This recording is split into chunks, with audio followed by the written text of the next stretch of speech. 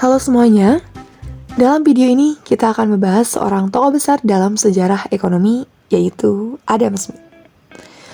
Mungkin sebelumnya pernah mendengar tentang istilah tangan tak terlihat atau invisible hand.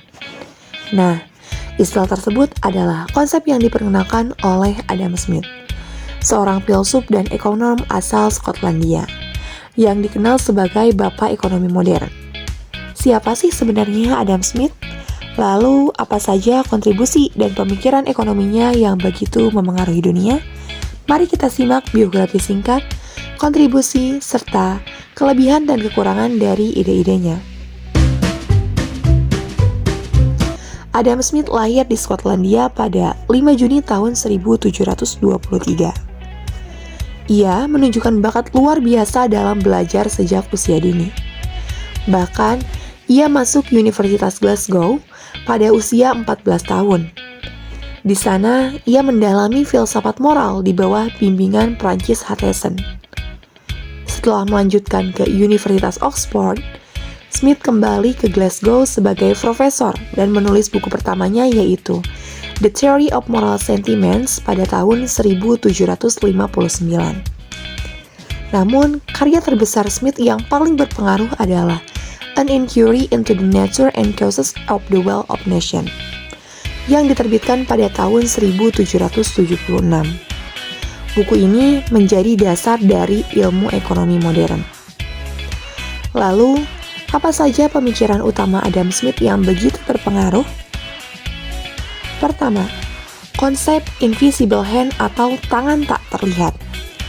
Smith berpendapat bahwa pasar dapat mengatur dirinya sendiri tanpa campur tangan pemerintah. Ini berarti bahwa individu yang berusaha untuk kebaikan pribadi mereka sendiri akan secara tidak langsung menghasilkan kebaikan sosial secara tidak sengaja. Kedua, konsep division of labor atau pembagian kerja. Smith menyarankan bahwa membagi pekerjaan menjadi tugas-tugas kecil akan meningkatkan produktivitas. Dengan pekerja fokus pada satu tugas, proses produksi menjadi lebih cepat dan efisien. Adam Smith juga mengembangkan konsep tentang dua jenis harga dalam pasar, yaitu harga alami atau natural price dan harga pasar atau market price. Harga alami mencerminkan biaya produksi dasar dan mewakili nilai sejati barang dalam kondisi ideal. Sementara itu, harga pasar adalah harga aktual yang dibayar konsumen, yang dapat berfluktuasi tergantung pada penawaran dan permintaan. Lalu, apa saja kelebihan dari pemikiran Adam Smith? Pertama, ia membentuk dasar bagi ekonomi modern. Konsep pasar bebas yang ia gagas menjadi fondasi kapitalisme dan memengaruhi kebijakan ekonomi di banyak negara hingga saat ini. Kedua, pembagian kerja yang meningkatkan produktivitas.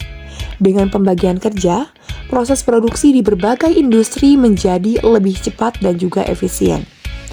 Ketiga, teori tangan tak terlihat menggambarkan bagaimana pasar mencapai keseimbangan secara alami tanpa intervensi pemerintah yang besar. Namun, pemikiran Smith juga memiliki kekurangan, terutama dalam konteks ekonomi modern. Kelemahan pertama adalah potensi kesenjangan sosial. Dalam sistem pasar bebas, keuntungan seringkali hanya mengalir pada pemilik modal besar yang bisa memperbesar kesenjangan antara si kaya dan si miskin. Kedua, Smith kurang mengakui pentingnya peran pemerintah dalam pasar.